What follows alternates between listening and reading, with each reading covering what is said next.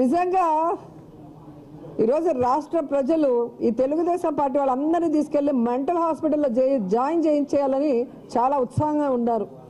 ఎందుకంటే డ్వాక్రా అక్క చెల్లెమ్మలని అసలు వడ్డీతో సహా మాఫీ చేస్తానని ఓటు వేయించుకొని ముఖ్యమంత్రి అయ్యి కూడా టోకరా ఇచ్చింది ఎవరయ్యా? చంద్రబాబు నాయుడు. 14,200 కోట్లని డ్వాక్రా అక్క చెల్లెమ్మలకి ఎగ్గొట్టడమే కాకుండా 3,000 కోట్ల రూపాయలని సున్నా వడ్డీ డబ్బులు కూడా ఎగ్గొట్టిన దౌర్భాగ్యుడు ఎవరైనా ఈ రాష్ట్రంలో ఉన్నాడు అంటే అది చంద్రబాబు నాయుడు.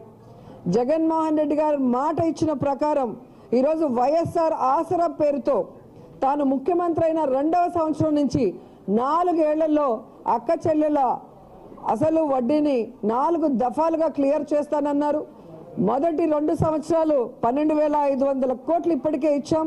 రాబోయే 2 సంవత్సరాల్లో 12,500 కోట్లను కూడా ఇవ్వబోతున్నామని చెప్తున్నాం. ఎందుకంటే ఆ రోజు వాళ్ళు 14,200 కోట్లు ఇవ్వకపోవడం వల్ల అది వడ్డీలు పెరిగి ఈరోజు అంతైనా కూడా ఎక్కడా కూడా బెనక్కుండా తన అక్క చెల్లెళ్ళు బాగుండాలి, అక్క చెల్లెళ్ళు బాగుంటే ఆ కుటుంబాలు బాగుంటాయని ఈరోజు జగన్మోహన్ రెడ్డి గారు ఒక అన్నలాగా ఒక తమ్ముళ్లాగా ఆలోచించి వైఎస్ఆర్ ఆసరా ద్వారా ఈరోజు అందరికీ కూడా న్యాయం చేస్తున్నారు.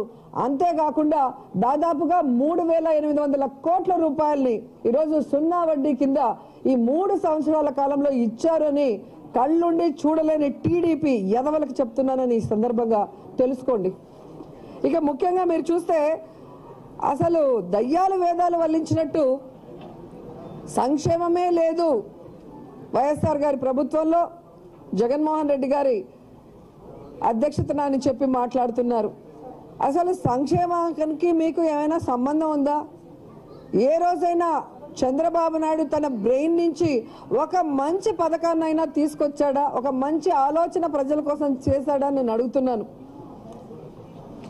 ఎన్టీఆర్ గారు తన రెక్కల కష్టంతో టీడీపీని అధికారంలోకి తీసుకొచ్చి అనేక సంక్షేమ పథకాలతో ప్రజల ఆశీస్సులు పొందితే ఆయనకి వెన్నుపోటు పొడిచి ఆయన పార్టీని లాక్కొని ఆయన తీసుకొచ్చిన అన్నిటికీ తూట్లు పొడిచింది చంద్రబాబు నాయుడు కాదా అని నేను అడుగుతున్నాను. అలాగే వైఎస్ఆర్ గారు ముఖ్యమంత్రిగా ఉన్నప్పుడు చరిత్రలో ఏ ముఖ్యమంత్రి చేయనటువంటి విధంగా పేద ప్రజల తలరాతలు మార్చే విధంగా ఫీజు రియంబర్స్మెంట్ లాంటి పథకాలను తీసుకురావటం, అలాగే పేదవాళ్ళ అప్పుల పాలు కాకుండా ఆరోగ్యశ్రీని తీసుకురావటం, ఇలాంటి కార్యక్రమాలు చేస్తే ఆ తర్వాత వచ్చిన చంద్రబాబు నాయుడు వాటన్నిటికీ కోతలు విధించింది నిజం కాదా అని అడుగుతున్నాను. ఏ ఒక్కరోజు కూడా సొంత పథకం లేని చంద్రబాబు నాయుడు ఈరోజు వాళ్ళ పథకాల పేర్లు మార్చుకున్నాడు జగన్మోహన్ రెడ్డి గారు, కానీ అవేమీ చేయలేదని చినరాజప్ప అంటాడు. అసలు చినరాజప్ప హోంమంత్రిగా ఉన్నాడు, హోంకే పరిమితమై ఏ రోజు కూడా ప్రభుత్వంలో జరుగుతున్న అవకతవకలకి మాట్లాడటం కానీ వాటిని సరిచేయాలన్న ఆలోచన లేకుండా ఈరోజు ఏదో పెద్ద నాయకుడిలాగా మాట్లాడుతుంటే, మీ నాయకుడు అసలు ఏ పథకాలు తెచ్చాడు, వాటికి మేము ఏం పేర్లు మార్చి ఏవి ఇవ్వలేదో ఒకసారి మీ అందరూ చెప్తే మేము విని తరిస్తామని కూడా ఈ సందర్భంగా తెలియజేసుకుంటున్నాం. ఎందుకంటే ఈరోజు దేశంలో అన్ని రాష్ట్రాల ముఖ్యమంత్రులు, అన్ని రాష్ట్రాల్లో ఉన్న పొలిటికల్ లీడర్సు తిరిగి ఏపీ వైపు చూస్తున్నారు అంటే జగన్మోహన్ రెడ్డి గారు చేస్తున్న సంక్షేమ కార్యక్రమాలు, తీసుకుంటున్న చారిత్రాత్మక నిర్ణయాలు, చేస్తున్న విప్లవాత్మక మార్పులు చూసి ప్రతి ఒక్కరూ కూడా ఈరోజు వాటిని వాళ్ళ రాష్ట్రాల్లో ఇంప్లిమెంట్ చేయాలని పరుగులు తీస్తున్నారు. అది చూసి సిగ్గుపడండి టీడీపీ వాళ్ళని కూడా ఈ సందర్భంగా తెలియజేసుకుంటున్నాను. ఎందుకంటే డీబీటీ ద్వారా 1,65,000 కోట్ల రూపాయలు ఎలాంటి లంచాలు లేకుండా, ఎలాంటి వివక్షత లేకుండా, పార్టీలు చూడకుండా పేదవాడు లబ్ధిదారుడైతే చాలు అన్నట్టుగా డైరెక్ట్గా బెనిఫిషరీకి వెళ్లే విధంగా ఈరోజు జగన్మోహన్ రెడ్డి గారు సంక్షేమాన్ని అందిస్తుంటే అసలు సంక్షేమమే లేదంటున్నారు. మరి ఈరోజు జగన్మోహన్ రెడ్డి గారు ఇస్తున్న వైఎస్ఆర్ చేయూత ఏంటి, అమ్మఒడి ఏంటి, వైఎస్ఆర్ ఆసరా ఏంటి, 32 లక్షల ఇళ్ల పట్టాలేంటి, 28 లక్షల ఇళ్ళు ఏంటి, విద్యా దీవెన ఏంటి, విద్యా వసతి దీవెన ఏంటి? ఇవన్నీ సంక్షేమం కాదా నేను అడుగుతున్నాను. ఎస్సీ ఎస్టీలకి బీసీలకి అన్యాయం చేస్తుంది వైఎస్ఆర్సీపీ అంటున్నారు. చరిత్రలో మొదటిసారిగా ఎస్సీ ఎస్టీ బీసీ మైనారిటీలకి అగ్రస్థానాన్ని ఇచ్చి అన్ని రకాలుగా అండగా ఉన్నది ఒక జగన్మోహన్ రెడ్డి గారి ప్రభుత్వమే అని ప్రజలు తెలుసుకోవాలి.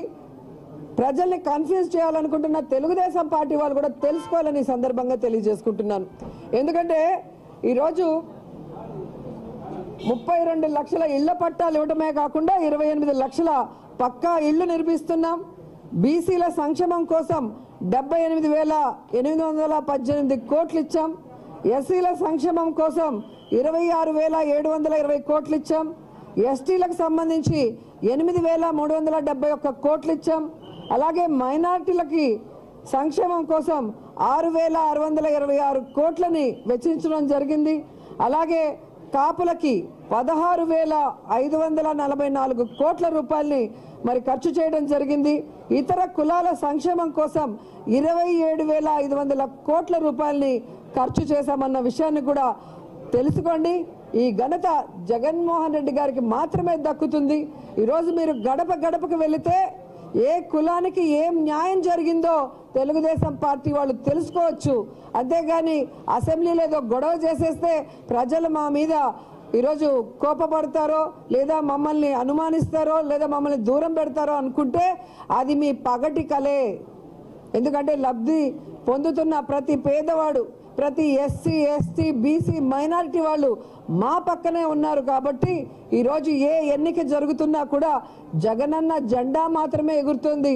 ఈ రాష్ట్రంలో ప్రతిపక్షంతో అవసరం లేకుండా ఈరోజు జగన్ గారి జెండా, అజెండా మాత్రమే ఈ రాష్ట్రంలో నడుస్తుంది. అంటే కులాలు, మతాలు, ప్రాంతాలు, పార్టీలకి సంబంధం లేకుండా పేదవాళ్ళందరికీ కూడా జగన్మోహన్ రెడ్డి గారు ఒక కుటుంబ సభ్యుడిలాగా సంక్షేమాన్ని అందిస్తున్నారన్న విషయాన్ని కూడా తెలుగుదేశం పార్టీ వాళ్ళు తెలుసుకోవాలి. ఇక మీదటైనా ప్రజలకి నష్టం జరిగే విధంగా కానీ జగన్మోహన్ రెడ్డి గారు దుమ్మెత్తి పోసే విధంగా ఏదైనా మాట్లాడినా కానీ లేదా భారతమ్మ గురించి ఏదైనా మాట్లాడినా కానీ లేదా పిచ్చి కార్యక్రమాలు చేస్తే ఖచ్చితంగా తీవ్ర పరిణామాలు ఉంటాయని మరోసారి హెచ్చరిస్తున్నాను.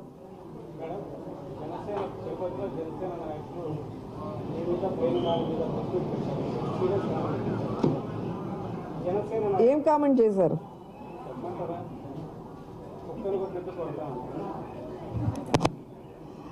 ఆ మాట్లాడేవాడికి ధైర్యం ఉంటే నగిరిలో మా ఇంటికి రమ్మనండి. ఈరోజు జనసేన పార్టీలో ఉన్నందుకు ఎవరైతే ప్రెస్ మీట్ మాటలు పెట్టి నన్ను తిట్టారో, పెనినాన్ని తిట్టారో వాళ్ళు సిగ్గుతో తల దించుకోవాలి. ఎందుకంటే ఒక జెండా, ఒక అజెండా, ఒక విలువలు లేని వ్యక్తి వెనక మీరు పనిచేస్తున్నారు.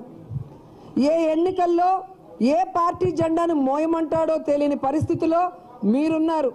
మీరా మమ్మల్ని కొట్టేది. మా నాయకుడు దమ్మున్న నాయకుడు, మనసున్న నాయకుడు, ప్రజా నాయకుడు. ప్రజల కోసం ఆయన చేస్తున్న పనులు, ప్రజల కోసం ఆయన పడిన అవమానాలు గుర్తు చేసుకుంటే అర్థమవుతుంది నాయకుడు అంటే ఎలా ఉండాలో. జగన్మోహన్ రెడ్డి గారి వెనక కార్యకర్తలుగా ఉన్నా, నాయకులుగా ఉన్నా అందరం కూడా గర్వంగా ఇది మా పార్టీ అని చెప్పుకునే విధంగా జగన్మోహన్ రెడ్డి గారు నడుచుకుంటారు, పరిపాలిస్తారు. కానీ మీ నాయకుడు ఒక పార్టీ అధ్యక్షుడు అంటే 24 hours 365 days పార్టీ కోసం, ప్రజల కోసం పనిచేయాలి. అంతేగాని షూటింగ్ లేని సమయంలో ప్యాకేజ్ ఇస్తే వచ్చి ప్రెస్ మీట్ పెట్టడం, నీలాంటి వాళ్ళ చేత మమ్మల్ని తిట్టిస్తే ఏమీ ఉపయోగం ఉండదు. ఆకాశాన్ని చూసి ఉమ్మేసుకుంటే మీ మొహాన్నే పడుతుందని కూడా తెలుసుకోండి. హాయ్ ఫ్రెండ్స్, మా టుడే టుమారో యూట్యూబ్ ఛానల్ చూస్తున్నందుకు చాలా థ్యాంక్స్. మరిన్ని లేటెస్ట్ వీడియోస్ కోసం వెంటనే సబ్స్క్రైబ్ చేయండి. అలాగే ఈ బెల్ ని కూడా రింగ్ చేసేయండి. మా నోటిఫికేషన్స్ అన్ని మీ మొబైల్లో వస్తాయి. అలాగే మా వీడియోస్ మీకు నచ్చితే లైక్ చేయండి, షేర్ చేయండి, నచ్చకపోతే కామెంట్ చేయండి.